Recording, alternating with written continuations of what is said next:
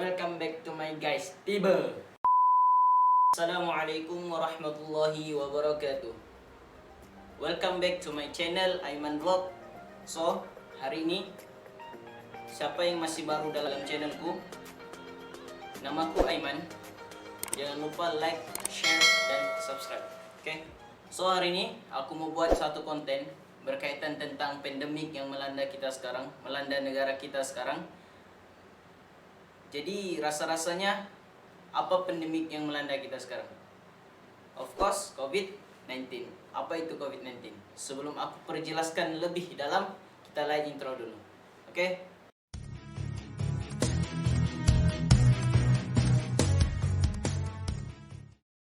Sebelum kita mulakan apa yang kita ingin cerita tentang pandemik yang melanda kita sekarang, COVID-19 ya kan? Aku mau review satu produk makanan yang memang sekarang ramai orang makan, yaitu Ebi Koko Jar. Oke, kita makan dulu ah. Ya guys, coklat dia. Nah, bismillahirrahmanirrahim.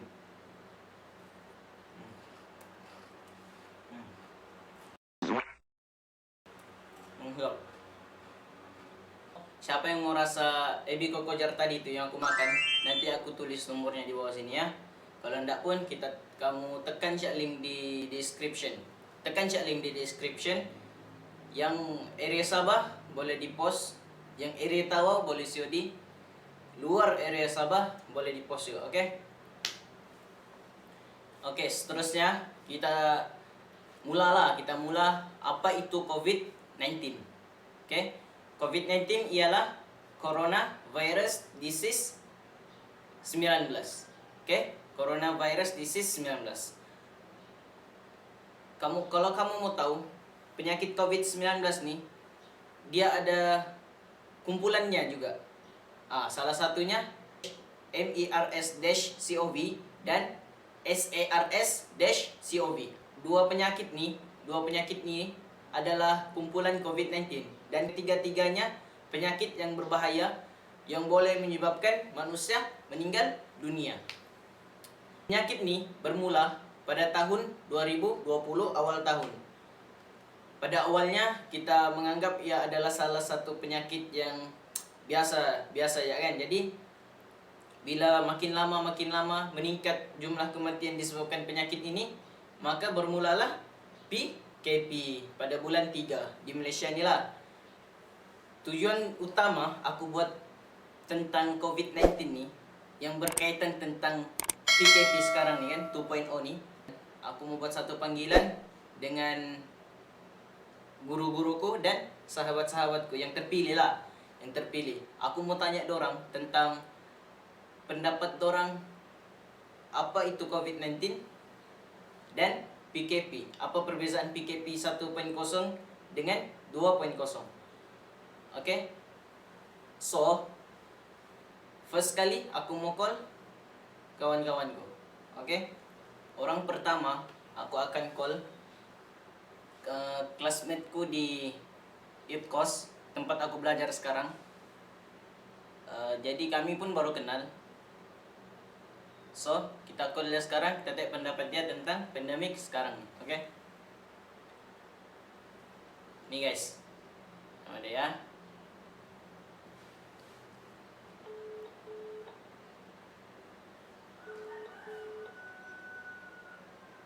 Assalamualaikum.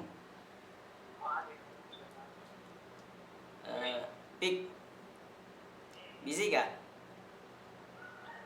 Busy kah? Oh, sekarang aku mau tanya kau tentang pendapatmu tentang pandemik sekarang nih. Boleh? Oke. Soalan pertama. Apa pendapatmu tentang pandemik yang melanda kita sekarang nih, khususnya di negara kita sekarang? Yang pertama aku tengok lah kan, yang pertama yang di Sabah ni lah, pun macam pandai turun. Okay. Jadi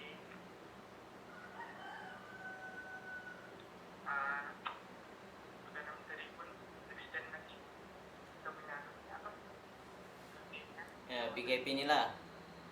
Ya. Oke. Kan gitu lah. Oke. Jadi kesimpulannya Patuhi SOP lah. patuhi SOP. Oke, yang kedua, Pik. Mana kau rasa lagi selesa bergerak?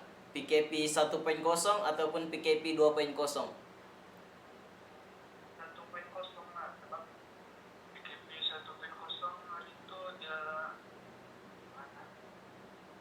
Dia ada kelonggaran sedikit kan daripada 2.0. Oh, gitu. Ya. Oke. Jadi udah nampaklah perubahan yang 1.0 sama 1.2. Oh, perubahan. Nah, oke, nampak perbezaan lah yang 1.0 dan 2.0. Ya. Oke. Oke, Pik. Ada yang mau tambah, Pik? Jadi kesimpulannya kita patuhilah SOP yang diberikan oleh kerajaan. Oke. Oke. Makasih ya, Pik. Sorry ganggu masa kau. Ya, sama-sama. Dan Oke. Assalamualaikum.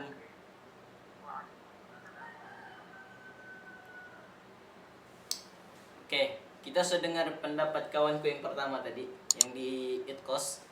Sekarang kita call kawanku yang kedua. Classmate-ku di Kuna, dari aku form 1 sampai form 5. Sekarang dia masih stay di sana, form 6. Dia sambung form 6. Oke, kita call dia sekarang. Kita tanya pendapatnya tentang COVID-19. Nih guys.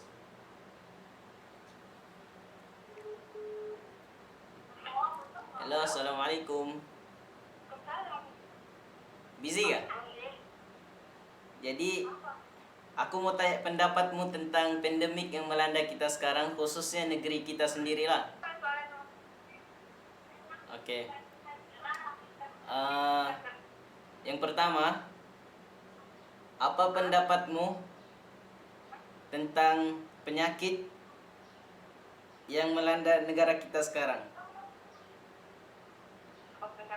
Nah, maksudnya kenapa boleh setiap hari meningkatnya statistik penyakit nih?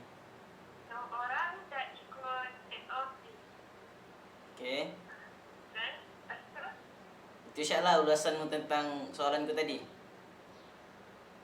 Ada lagi yang mau ulas kan? Itu orang tak ikut SOP. Orang dah ikut yang SOP yang kerajaan bagilah. Ya, peraturan pun tidak diperketatkan. Oke. Oke, yang kedua, soalan terakhir yang kedua. Mana kau lebih selesa? PKP 1.0 ataupun PKP 2.0? PKP 1.0. 1.0 lah. Kenapa? Sebab yang itu lagi terkawal daripada yang kedua. PKP pertama itu lagi terkawal. Dan orang pun yang itu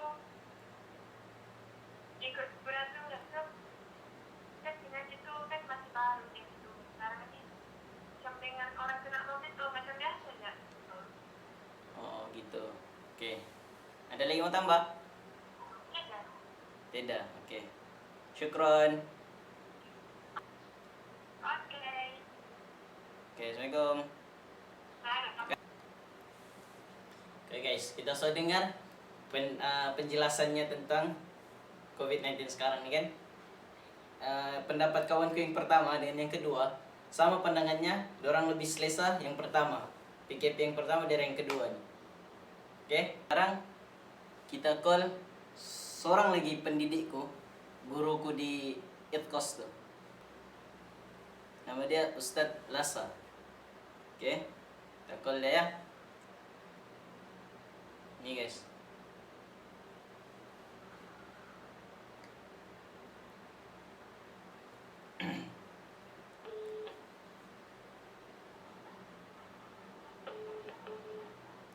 Assalamualaikum Ustaz. Waalaikumsalam warahmatullahi wabarakatuh. Ahlan wa sahlan Ustaz. Kaifa haluk? Alhamdulillah tamam, alhamdulillah. Anta kayf haluk? Alhamdulillah Ustaz, ana bi khair. Alhamdulillah. Naam ya Aiman. Tafadhal. Mada turid? Ustaz, sibuk ke Ustaz sekarang? Tidak beri pada kelas jam 7.30. Oh, oke Ustaz. Kenapa nih? pasal penyakit yang melanda negara kita sekarang, Ustaz. Aha. Oke. Saya mau tanya, soalan pertama Ustaz, saya mau tanya pendapat Ustaz tentang kenapa bolehnya statistik di negara kita nih makin hari makin meningkat, Ustaz. Oh, itu kalau mau tanya statistik pasal apa namanya jumlah itu mau tanya orang yang ada data lah. Oh, itu Ustaz. Perlukan kepada orang yang ada data statistik dan yang mengawal statistik itulah. Oh. Kalau mau tanya sebagai pandangan orang awam, kita ialah bukan kita yang mengumpulkan data sakit, bukan Ustaz yang apa namanya ialah menganalisis segala data-data, dan kita yang tahu kan berapa orang yang kena hari ini, berapa orang yang kena hari ini, Iya. yang sembuh hari ini. So, jadi untuk jawab pasal statistik itu maknanya dia lebih kepada perlu kita tanya kepada yang mengumpulkan statistik lah. Oh, maksudnya atasan lah begitu. Ya. Oh, oke. Yang lebih pentingnya kepada kita jawatan kuasa yang ini, jawatan kuasa yang sama ada di KPK atau Kementerian Kesehatan ataupun orang yang adalah orang lebih arif lah berkenaan dengan statistik dan data. Itu dia satu tadi misalnya lah. Oh, oke, Ustaz. Ustaz, sekarang seorang pendidikan, Ustaz. Macam mana Ustaz boleh kendalikan dengan keadaan sekarang nih, kelas online apa semua, macam mana Ustaz kendalikan dengan mudah, Ustaz? Ya sebenarnya kalau berkenaan dengan keadaan kita sekarang ni kan, Ya, Ustaz. kan benda itu sudah ada dalam kehidupan kita, walaupun pada mulanya kita rasa syok juga sebenarnya. Iya, Ustaz. Syok maksudnya terkejut. Kan benda ni adalah benda yang tak dijangka. Tiba-tiba ketika syok sudah kita berkelas secara bersuka kan, tiba-tiba datang penyakit begini ni, terpaksa kita buat secara online. Terkejut kita kan. Iya, Ustaz. Jadi benda tu orang cakap dia bagi satu pengajaran sama kita juga lah. Itulah jadi kita bersedia. Ada apa-apa, jadilah apa-apa kemungkinan yang berlaku tu kan. Kan macam itu hari pun gitu juga. Kemenangan pengajaran tu kita perlu pegang bila-bila. Macam hari itu macam okey-okey tu lah kan. Iya, Ustaz. Macam mau sudah kita balik macam biasa. Sekali tengok terkejut lagi kita. Maknanya dia ada banyak unsur kejutan. Jadi untuk kelas-kelas online ni yang paling penting ialah kalau kita ni kita sendiri faham juga kan. Ustaz yang ajar, kamu yang belajar pun berhadapan juga dengan situasi ini. Paling penting adalah sabar dengan masalah-masalah lain sama semua tu kan. Iya, Ustaz. Cuma yang paling pentingnya ialah setiap dalam masing-masing. Yang data lah. Cuba cari data yang adalah dari data yang kuat ke apakah. Sama yang paling penting juga, adalah buatlah yang semampu kita. Kan kalau orang perhatikan susahlah kerja ini, susahlah belajar ini apa semua. Tapi benda tu mau tak mau kita paksa lagi dia. Maknanya buatlah apa yang semampu kita. Apa yang kita mampu, buat yang terbaik, kita usahakan yang terbaik. Kan kesusahan itu bukan menjadikan kita ini apa namanya jadikan kita ini macam biarlah buat ala kadar dia tidak, walaupun dia susah tapi kita cuba yang terbaik untuk kita buat biasakan dengan orang cakap suasana situasi baru ni kan. Iya. Cuma itulah, jangan stres lah. Jangan stres, apapun kita tenang-tenang. Kalau kita dapat buat, alhamdulillah. Tapi kalau tak di luar daripada batas kemampuan kita, apa boleh buat lah, jangan kita stres kan. Kan? Itu dia tu sebenarnya. Ting rajin bertanya lah kan, Ustaz. Aywa, kan? Oke, Ustaz. Kan? Itulah, jangan takut untuk cuba benda baru. Oke. Dan explore benda baru. Zaman kita sekarang ni memang itulah, semua explore benda baru. Kan? Dulu kita tak biasa pun kelas-kelas Google Meet apa semua, Google Classroom apa semua tu kan. Iya, Ustaz. Tapi kerana situasi itu memaksa kita, kita belajarlah daripada dunia sekeliling kita untuk beradaptasi dengan dunia baru kita. Oh, Memang itulah. Ya. oke, Ustaz. Baik, Ustaz. Syukran, Ustaz. Afwan. Oke, Ustaz. Barakallahu fiik. Oke, Ustaz. Terima kasih, Ustaz, luangkan masa, Ustaz. Oke, Pak. Okay, Ustaz. Assalamualaikum. Waalaikumsalam. Okay guys, kita sudah dengar penjelasan ustadzku tadi, ustadzku dari Itkos, Mahat Itkos. Jadi dia yang pertama aku uraikan. Yang pertama, ustadzku bilang kita sebagai rakyat tak boleh tentukan statistik begini sebab yang pegang statistik tuh orang atasan, contohnya KKM apa semua kan, yang berhak tentukan statistik peningkatan penyakit. Okay. Soalanku yang kedua aku uraikan. Okay, sebab macam ustadzku tadi kan dia seorang pendidik, kita sebagai pelajar nih kita cuba untuk faham keadaan pendidik kita. Okay? Dengan pandemik yang sekarang ni, kelengkabut sana sini, internet lagi yang kadang buat masalah kan. Jadi kita kena faham antara satu sama lain. Dan macam pesanan ustazku tadi, jangan takut untuk cuba benda yang baru. Okay? Assalamualaikum Ustazah. Assalamualaikum. Salam Ustazah. Apa kabar? Alhamdulillah Ustazah. Ustazah, saya mau tanya Ustazah tentang pendapat Ustazah tentang yang awal yang pertama dengan yang kedua. Oh, okey, pendapat Ustazah kan? Ustazah lah, okey. Yang pertama tu mengejut kan. Baru lagi perasaan tu rasa macam lebih menakutkan. Kalau nampak ambulan, tu rasa macam lebih mikir kepada mati kah, begitu bah. Okay. Lebih menakutkan berbanding yang 2.0 ni, dia sudah stabil sikit. Dan kita sudah pernah mengalami pertama, jadi emosi kita tu kita boleh kawal sudah. Maksudnya kita lihat juga perubahan COVID ni semakin ada yang sembuh kan. Sebenarnya COVID ni bukan mestinya akan mati, tidak. Tapi bukan kepada individu itulah, kalau yang kuat imunitas badannya dia akan sembuh lah. Jadi di situ bila ada PKP kedua ni rasa macam tidak menakutkan seperti yang pertama. Itu yang pertama lah jawapan saya. Yang kedua tu bagus juga dibuat yang 2.0 ni. Kenapa? Kerana ya masyarakat kan degil, tak mau dengar cakap. Akhir-akhir ni semua keluar pergi bercuti. Walhal COVID tu bukan hijau, masih lagi ada kawasan merah kan. Iya. So agensi pelancongan pula menawarkan harga yang rendah. Nah, lepas daripada itu meningkatkan COVID, wajarlah dibuat PKP 2.0 tu.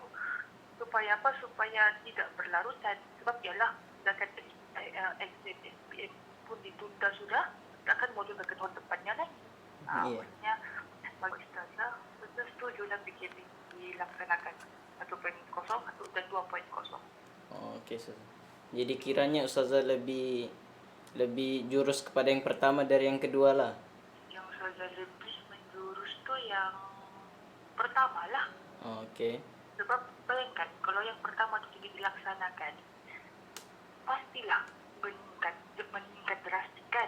Dan kalau tidak pertama, takkan ada yang kedua. Ya, betul. Jadi langkah pertama tu sudah diambil itu sudah cara yang terbaik. Gitu. Dan bila langkah pertama dibuat, langkah kedua kita sudah rasa biasa. Jadi sudah pilih yang pertama lah. Memang kita kena ambil langkah pertama pun dulu baru kedua. Okey, betul. Yang kedua Ustazah, Ustazah sebagai seorang pendidik kan, macam mana Ustazah boleh laksanakan kelas online tu dengan mudah? Oh, ini semua berkat PKP pertama. Okay. Kenapa? Bila PKP pertama berlaku, emosi sebagai seorang pendidik melaksanakan pembelajaran di rumah, sukarlah mau atur masa. Kadang tu mengajar sampai tengah malam. Sebab tak boleh atur jadual dah.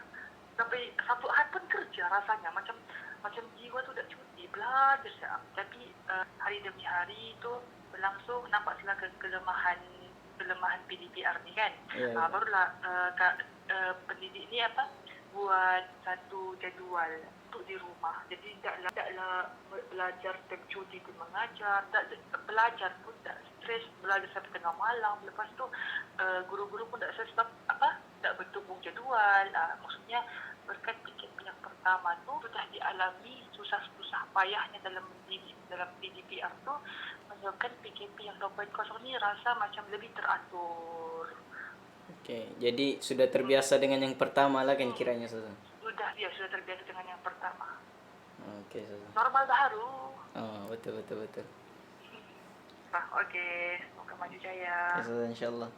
Terima kasih Ustazah, luangkan masa. Oke, sama. Oke. Assalamualaikum. Assalamualaikum warahmatullahi. Yang aku dapat simpulkan dari semua penjelasan-penjelasan yang aku buat panggilan tadi lah. Kita nih rakyat, ialah memang patut laksanakan apa yang diarahkan oleh kerajaan kan. Jadi kita perlu laksanakan dengan sebaik mungkin lah.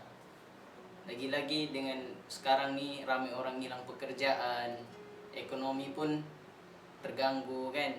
Jadi kita kena bantu antara satu sama lain dengan cara bagaimana kita patuhi SOP, kita kurangkan apa yang patut kita kurangkan. Contohnya pergerakan kita perlu lebihkan kita punya penjagaan kebersihan, kita lebihkan pemberian kepada orang yang lebih memerlukan. Contohnya macam satu orang hero kita, Ustadz Ebit Liu yang baru saja pulang dari Sabah. Ustadz Ebit Liu nih banyak memberikan sumbangan-sumbangan berbentuk barang, sumbangan berbentuk uang ringgit. Jadi kita pun kadang ada yang terharu, kita macam tidak sangka ada seorang hero yang mampu memberikan sumbangan sebanyak itu. Ya, Ustadz Ebit Liu mendirikan sekolah, memberikan rumah kepada yang memerlukan, memberikan kemudahan untuk pelajar belajar kan. Contoh hari itu baru-baru ni dia Ustadz tu beli 100 buah tab untuk diberikan bagi pelajar-pelajar yang tidak berkemampuan untuk meneruskan pelajaran. Jadi kita ni usaha untuk contohi apa yang Ustadz Ebit Liu buat dan apa yang Nabi kita buat. Okey. Kata Ustadz Ebit, bila kita buat kebaikan, Allah sayang kita, Nabi sayang kita. Kan? Bila kita lakukan kejahatan, kita hanya perlu diam. Sebab bila kita diam, kita percaya yang Allah ada di sisi kita. Bila kita buat berbaik kepada orang, Allah sayang kita, orang pun sayang kita. Okey? Jadi penghujungnya berbalik kepada pandemik sekarang ni. Kita perlu amalkan 3W dan kita perlu elakkan 3C. Yang pertama, crowded places. Okay. Tempat yang besar. Yang kedua, confined spaces. Tempat tertutup. Yang ketiga, close conversation. Maksudnya cakap jarak dekat. Kita perlu elakkan 3C.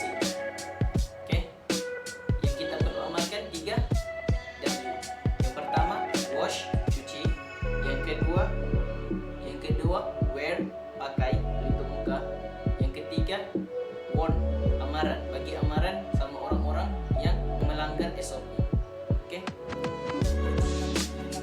Sebelum kita terkena dengan penyakit, kita perlu amalkan 3W supaya diri kita bebas dari sebab bukan sahaja penyakit COVID-19, malah penyakit-penyakit yang lain. Okey. Itu saja dalam video kali ini. Jika kamu rasa video ini bermanfaat, kamu boleh like, share dengan siapa-siapa. Free share guys, subscribe. Okay, itu lagi free. Okay, kamu share. Kalau kamu rasa bermanfaat, kamu share. Okay, kita jumpa di next video. Bye bye.